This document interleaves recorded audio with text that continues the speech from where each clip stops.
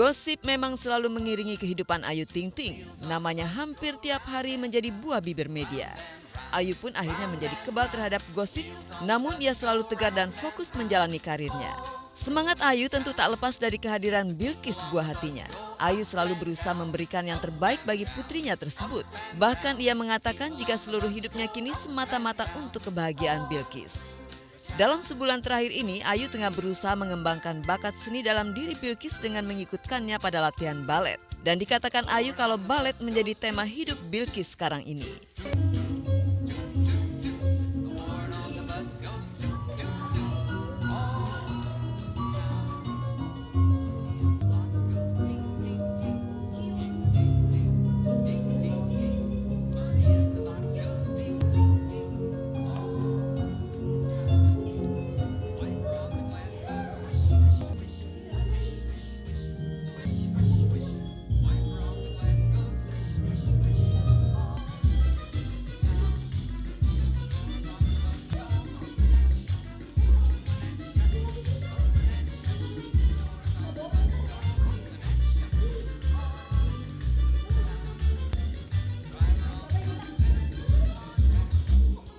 Temanya hidupnya lagi balet kayaknya, dikit-dikit balet mulu soalnya kakinya jalan juga sekarang nggak biasa, kakinya jinjit kalau jalan. Anak segini mah lagi sedang-sedangnya bisa ya, masih lemas luntur gitu. Cuman emang dia suka balet ya kita ikutin. Tapi kalau di rumah tuh dia peragain, ajaran yang di sini dia peragain gitu. Kayak jalan jingke, tangan ke atas, dia gitu nunjukin bundanya. Meski baru sebulan mengikuti latihan, tapi Bilqis sudah menunjukkan bakatnya dengan nyata. Ia berusaha menguasai gerakan demi gerakan yang tidak saja dilakukannya di tempat latihan, tapi juga berlanjut sampai di rumah. Maka dalam waktu singkat telah banyak gerakan yang dikuasainya dengan baik.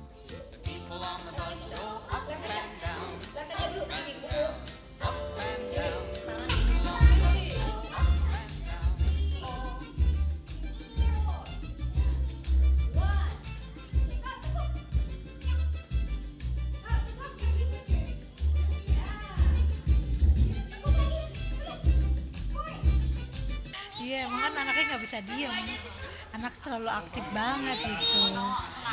Ya udahlah mana anak-anak ya ikutin, tapi ntar waktunya dia mau lagi latihan. Kepandaian Bilqis dalam menguasai tarian balet mendapat pujian dari Ayu. Sayangnya Ayu sendiri belum pernah sekalipun mengantar serta menemani Bilqis untuk latihan balet. Apa boleh buat, meski sangat menyesali hal tersebut, tapi ia tak kuasa karena karirnya memang tengah sangat sibuk. Namun sebagai ibu yang baik, Ayu tak kehabisan cara untuk memberikan perhatian serta kasih sayangnya.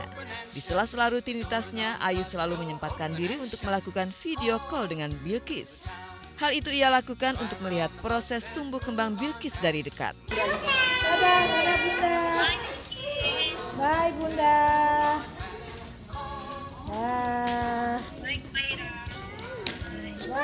Ibu, mau dicek.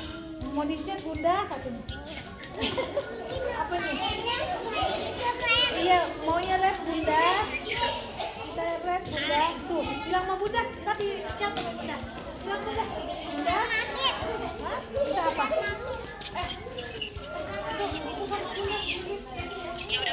Ya udah ya. Dan pintar Bilqis. Bilqis sama siapa? Saya. Anaya sama siapa lagi? Sama siapa? Sama Aisyah. Aisyah. Aisyah sama Mumil. Sama siapa? Mama Aisyah sama yang mana? Mama Aisyah sama yang mana? Sama nih. Yang mana? Ini. Oh iya. Mama Anaya? Mama Anaya? Anaya nih. Iya. Senang nggak ikut latihan balet? Senang. Kalau saya lihat dia cewek banget. Karena saya lihat dia centil, dia lebih centil dari saya. Kalau saya masih ada tomboy-tomboynya, tapi kalau Bilqis enggak. Dari ngaca, dia perhatiin rambutnya, nggak boleh ada yang berantakan. Dikit-dikit minta lipstick, dikit-dikit pilih baju warna pink. Saya sih udah ngeliat gerak-geriknya aja dari kemarin dia fashion show juga. Badannya udah yang kayaknya cewek banget anaknya. Cewek banget. Besarnya kecintaan dan perhatian Ayu terhadap Bilqis tak dapat diragukan lagi. Ayu juga mengakui tak pernah memaksakan keinginannya kepada anak. Meski demikian, di hati Ayu tetap saja mengharapkan agar Bilqis kelak bisa mengikuti jejaknya berkiprah di dunia hiburan. Memasukkan Bilqis dalam les balet menjadi buktinya.